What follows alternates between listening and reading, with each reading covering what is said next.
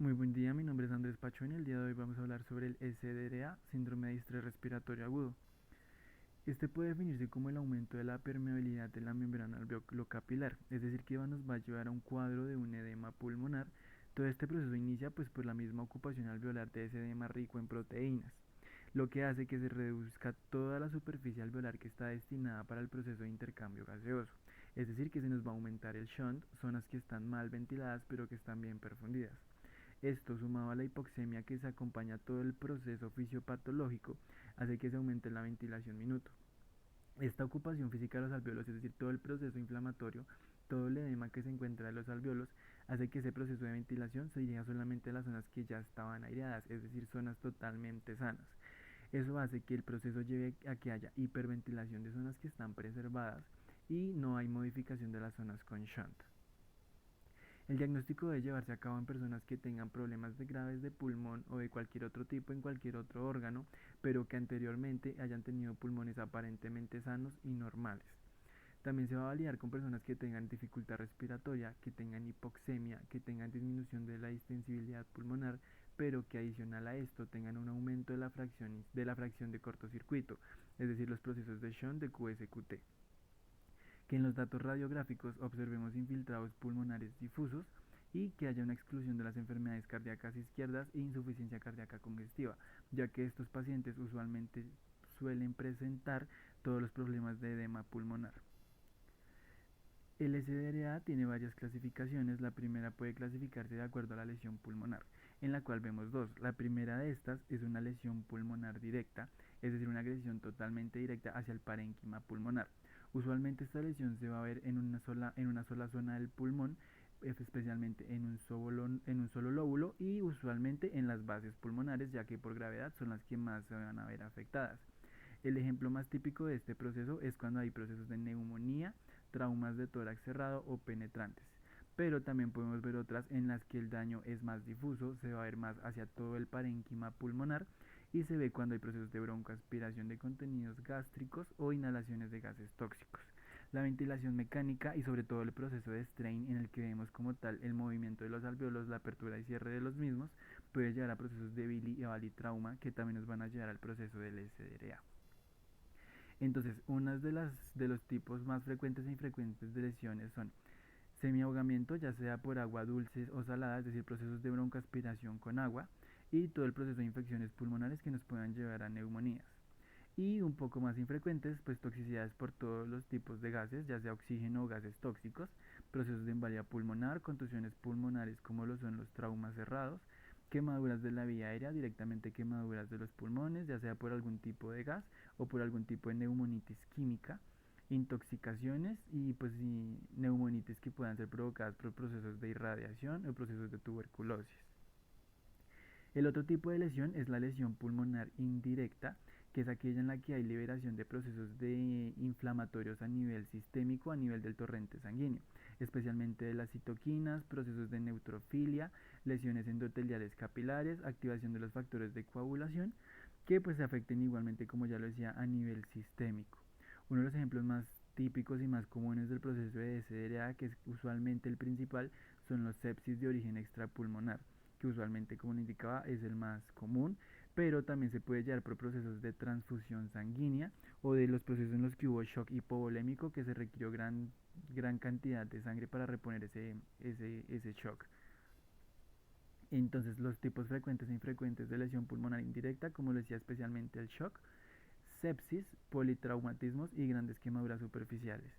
Y pues más infrecuentes son sobredosis de drogas, reacciones idiosincrásicas a fármacos, reacciones transfusionales como lo decía, y desórdenes metabólicos, especialmente cetoacidosis diabética y procesos de uremia.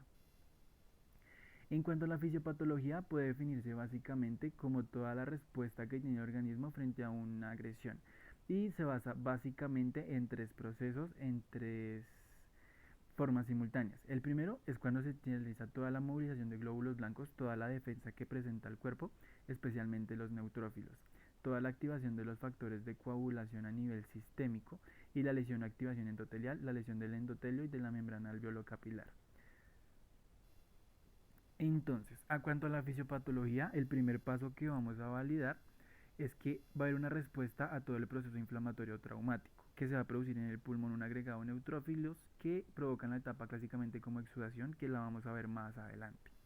Pero estos neutrófilos no llegan simplemente a proteger al pulmón, sino que activan y liberan citoquinas. Esas citoquinas van a hacer como tal ruptura de membranas celulares y van a hacer ruptura del endotelio vascular. Este proceso nos va a llevar a que haya una rápida hemorragia microvascular, es decir, que hay paso de sangre directamente de los vasos sanguíneos hacia los alveolos. Este proceso hace que haya un edema a nivel alveolar.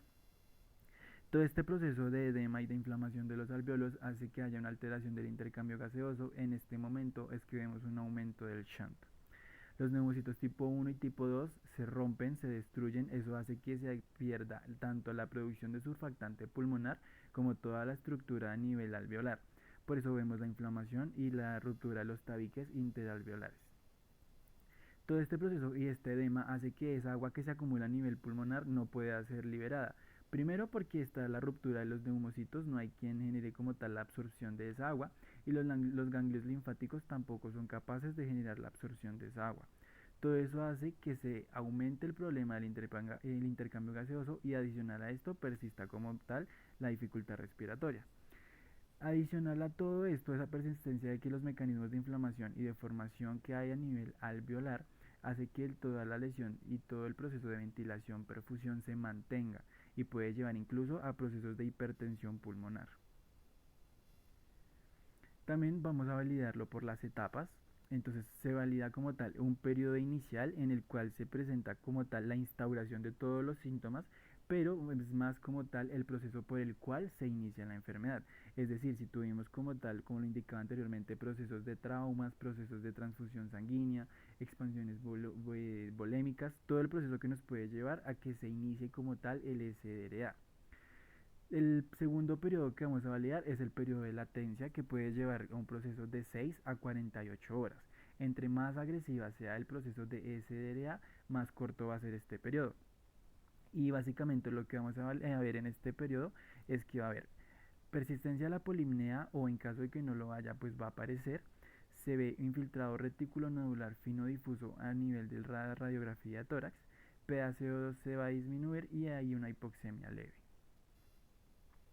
La siguiente fase que vamos a verificar es la fase de insuficiencia pulmonar progresiva, en la cual ya vamos a ver todos los síntomas de dificultad respiratoria a nivel sistémico.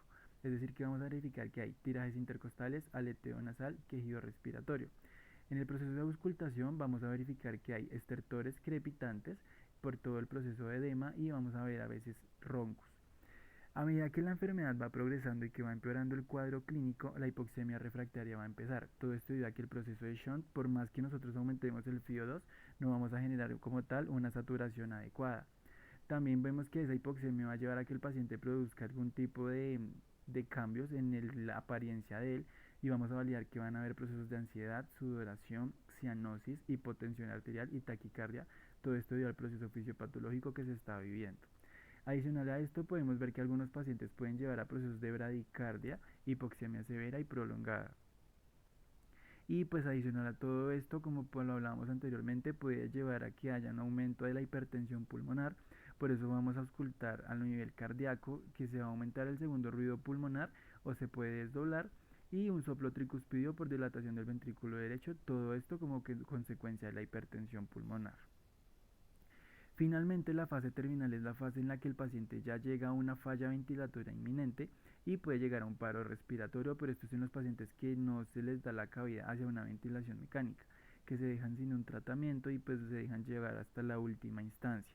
También puede llegar a aparecer un síndrome de disfunción multiorgánica, una acidosis láctica y respiratoria. Básicamente el paciente fallece por un fracaso renal agudo y todo esto secundario a su disfunción multiorgánica.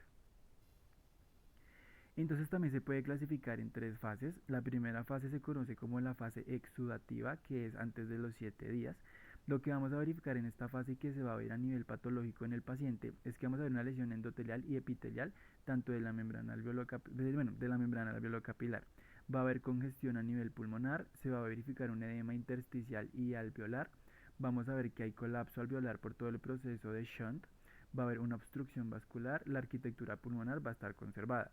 En cuanto a la clínica del paciente, como vamos a observar esto es que vamos a ver una insuficiencia respiratoria, una hipoxemia, a nivel de los gases arteriales va a haber unos trastornos de difusión, va a disminuir la compliance pulmonar y todo esto vemos que va a mejorar si tiene un balance hídrico negativo y un PEP. La segunda fase que vamos a verificar en el proceso es la fase fibroproliferativa, que se consta más o menos de 7 a 14 días. Va a haber una proliferación mesenquimal, va a haber un engrosamiento de los tabiques alveolares por todo el proceso inflamatorio que se estaba viviendo, pero ya empiezan a mejorarse como tal y una recuperación de los neumocitos tipo 2. En la clínica que vamos a validar en el paciente es que va a haber una mejoría a nivel clínico y radiológico, es decir, que van a empezar a disminuir todos los síntomas que el paciente presentaba y a nivel de radiología va a mejorar.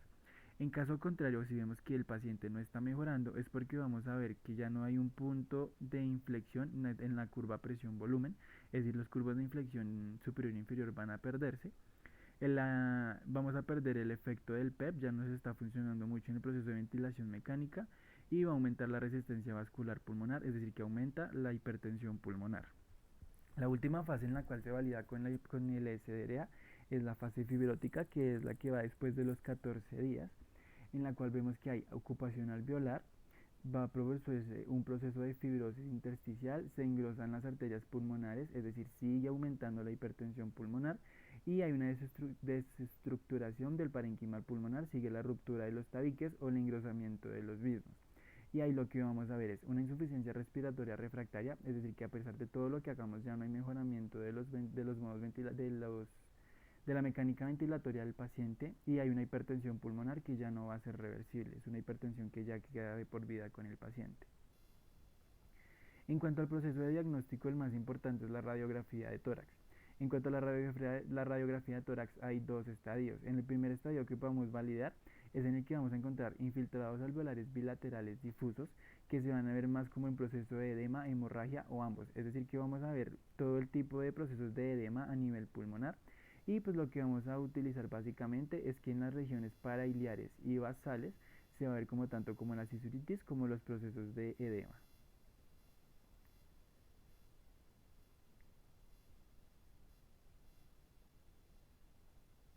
En cuanto al segundo estadio, en el cual ya vemos fases más avanzadas del proceso del SDRA, lo que vamos a ver son imágenes retículo-micronodulares que se van a confluir a nivel de ambos campos pulmonares.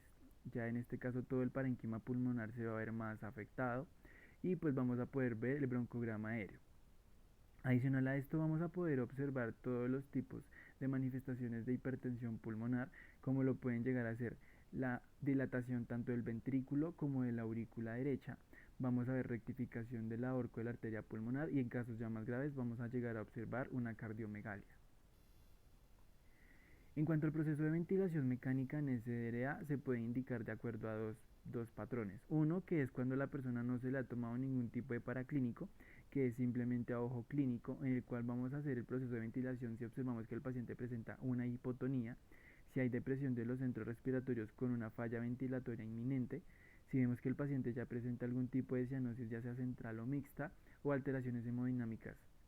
Y si ya tenemos todo el proceso de los parámetros de laboratorio, especialmente de gases arteriales, vemos que vamos a ver una producción de un PaO2 menor a 80 milímetros de mercurio con una concentración de oxígeno mayor o igual al 60% o una PaO2 menor a 60 con una concentración de oxígeno mayor o igual al 40%. De igual manera, una PaCO2 mayor al 55 o 60 y una acidosis mixta ya son totalmente indicaciones de un proceso de intubación o pues como tal de la instauración de la ventilación mecánica.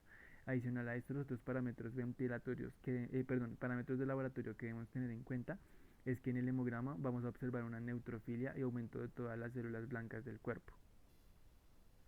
Inicialmente, para poder hacer el ajuste inicial del ventilador, entonces todo paciente con SDRA debe ser ventilado y esto es como una regla general, con estrategias que minimicen la sobredistensión alveolar, es decir, volúmenes bajos, y maximicen el número de alvéolos abiertos, es decir, un PEP alto.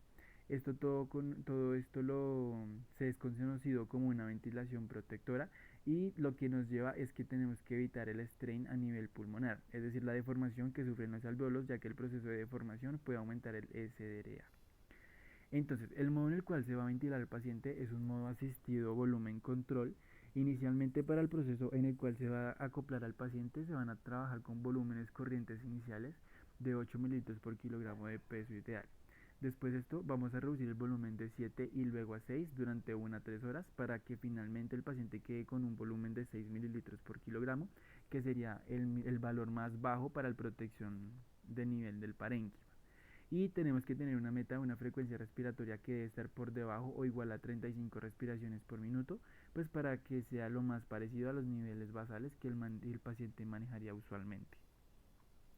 Después de esto, los ajustes que vamos a programar es que tenemos que mantener siempre una presión plató que tiene que estar por debajo de los 30 centímetros de agua. Esta presión plató debe ser medida pues, por la técnica que ya conocemos, 0.5 segundos de pausa inspiratoria, y debe ser medida por lo menos cada 4 horas o cada vez que hagamos un cambio de PEP o de volumen para tener como tal un proceso a seguir.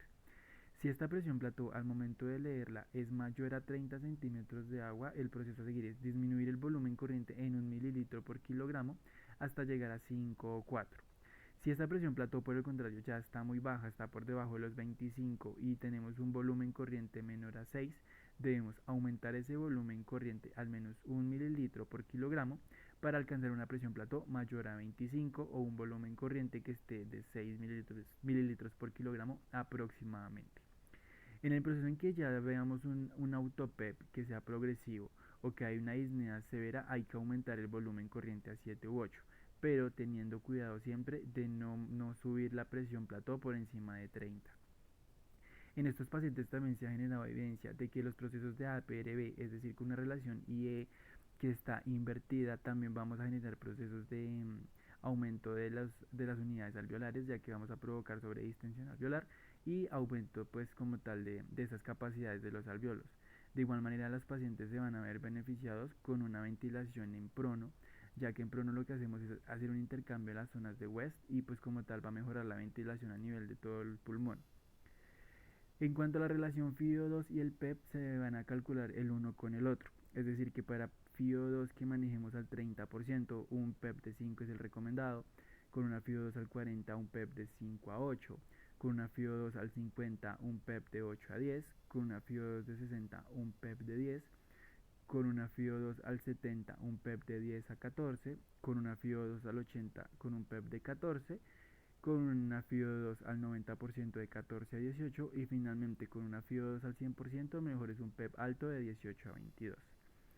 Cuando ya vemos que la mejoría del paciente es notoria, podemos llevarlo a unos procesos de extubación. Para poder generar estos procesos de extubación tenemos algunos criterios. El primero y más importante es que la enfermedad por la cual la falla respiratoria aguda pues se estaba llevando a cabo sea resuelta, pero adicional a esto tenemos que la oxigenación ya tiene que ser adecuada.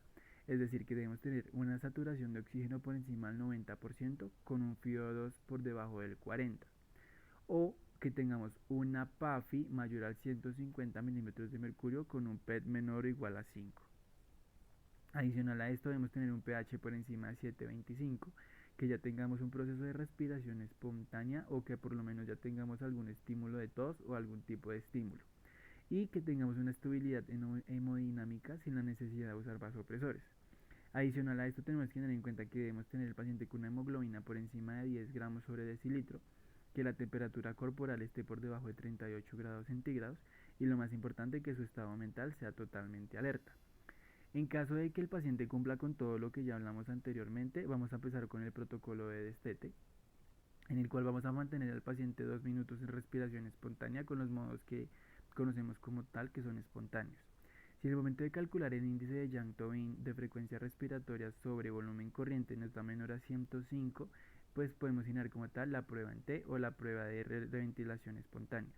Si en esa prueba con el tubo en T vemos que hay una frecuencia respiratoria menor a 35%, que la saturación de oxígeno estuvo por encima del 90%, que la frecuencia cardíaca no estuvo por encima de los 140 latidos por minuto o que el aumento que tuvo fue menor al 20%, y que adicional a esto la tensión arterial sistémica estuvo por debajo de 180 o por encima de 90 milímetros de mercurio, tanto la sistólica como la diastólica, que no presenta ningún tipo de agitación, diaforesis o ansiedad, y que adicional a todo esto tenga un proceso de tos, podemos iniciar el proceso de extubación.